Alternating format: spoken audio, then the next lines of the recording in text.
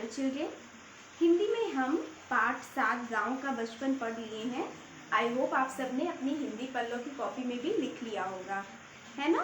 तो आज हम व्याकरण निधि में पाठ 6 पढ़ेंगे। पाठ 5 हम लोगों ने पढ़ लिया है, लिंग। आज हम पढ़ेंगे पाठ 6 वचन। वचन को इंग्लिश में क्या कहते हैं? नंबर।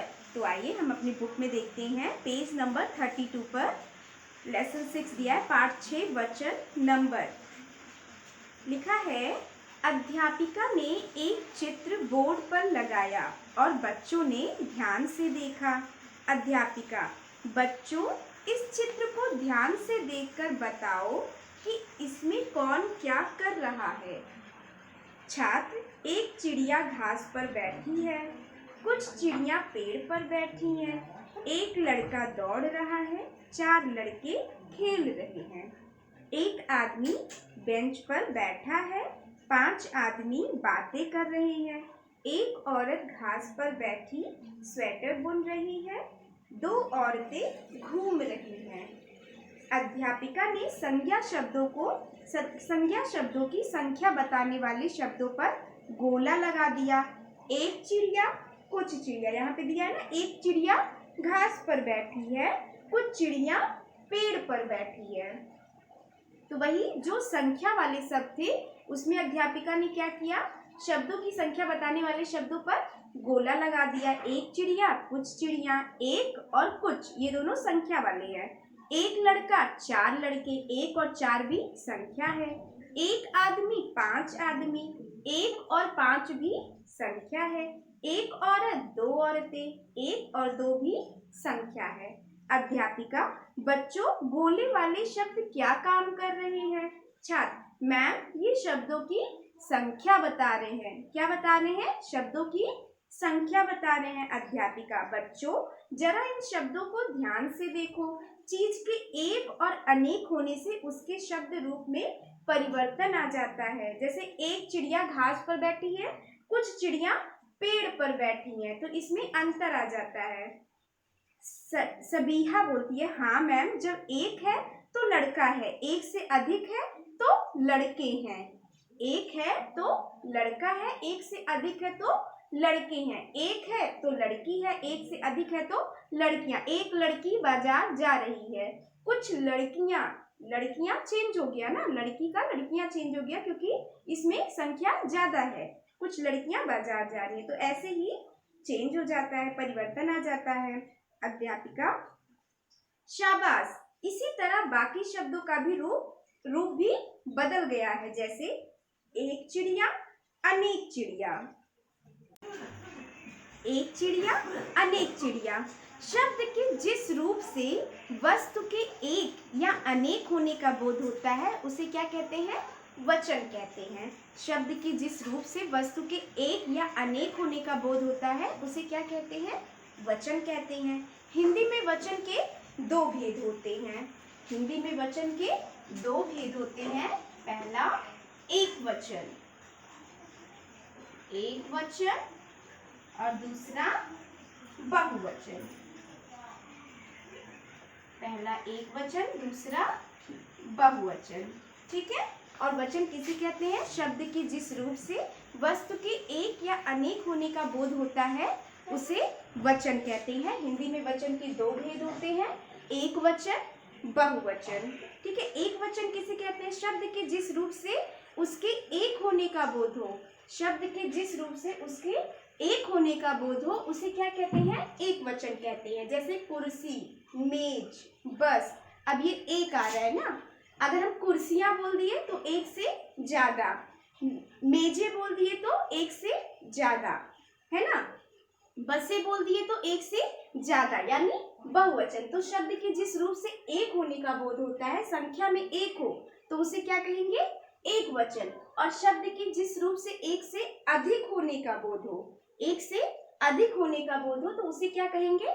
बहुवचन। जैसे कुर्सियां, मेजें, बसें, तो ये सब क्या है? एक से अधिक होने का बोध कर रहे हैं, इसलिए इन्हें हम बहुवचन कहेंगे, ठीक है।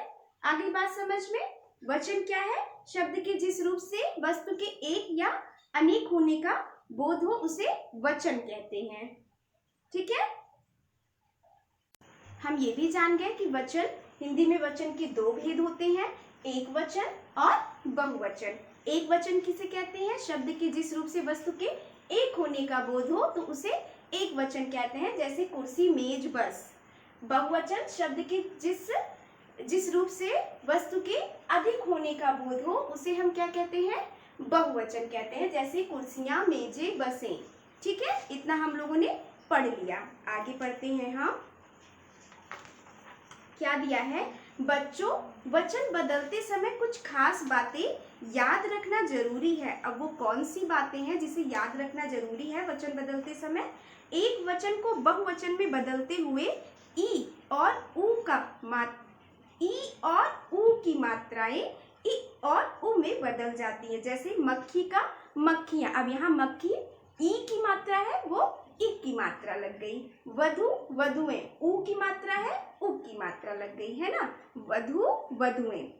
ठीक है, तो एक वचन को बहुवचन में बदलते हुए हमें कौन सी बातें याद रखनी है कि अगर ऊ की मात्रा या फिर ई की मात्रा हो तो किस में परिवर्तित हो जाती है? उ में और ई में। ठीक है, और आदर देने के लिए हमेशा बहुवचन का प्रयोग होता है, जैसे माँ खाना दे रही है। अब यहाँ पे हम दे रही हैं। ठीक है, आदर देने के लिए हम बहुवचन का प्रयोग करते हैं।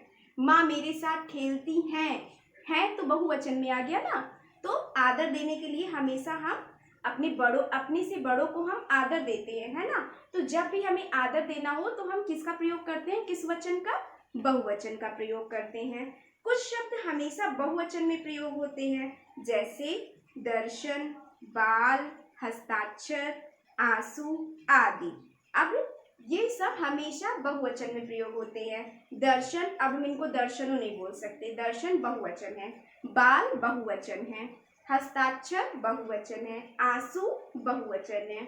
ठीक है, कुछ शब्द हमेशा एक वचन में प्रयोग किए जाते हैं, जैसे बाजार, भीड़, बरसात, पानी। ये सब क्या है?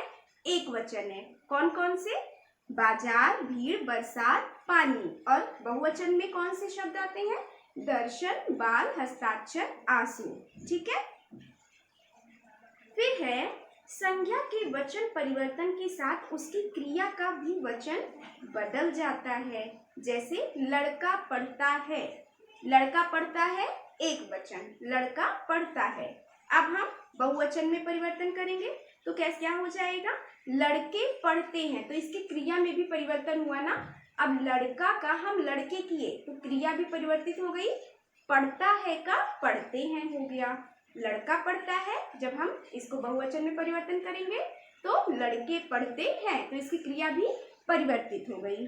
ठीक है, अब यहाँ पे कुछ शब्द दिए हैं, लड़का, लड़के, पंखा, पंखे, चूहा, चूहे, बच्चा, बच्चे, मेला, मेले, संतरा, संतरे। अब ये सब आपको पढ़ना है। ठीक है, ये जितने भी शब्द एक वचन बहुवचन वाले हैं आप सब इसे पढ़ेंगे। ठीक है, तो आज आपको वचन के बारे में पढ़ना है, वचन किसे कहते हैं, वचन के कितने भेद होते हैं, और एक वचन किसे कहते हैं, बहुवचन किसे कहते हैं, इतना पढ़ेंगे और इस शब्द को पढ़ेंगे। ठीक है, एक वचन बहुवचन वाले शब्द पढ़ेंगे। ठीक है, और आगे की क्लास में हमने सीखा और अभ्यास करेंगे।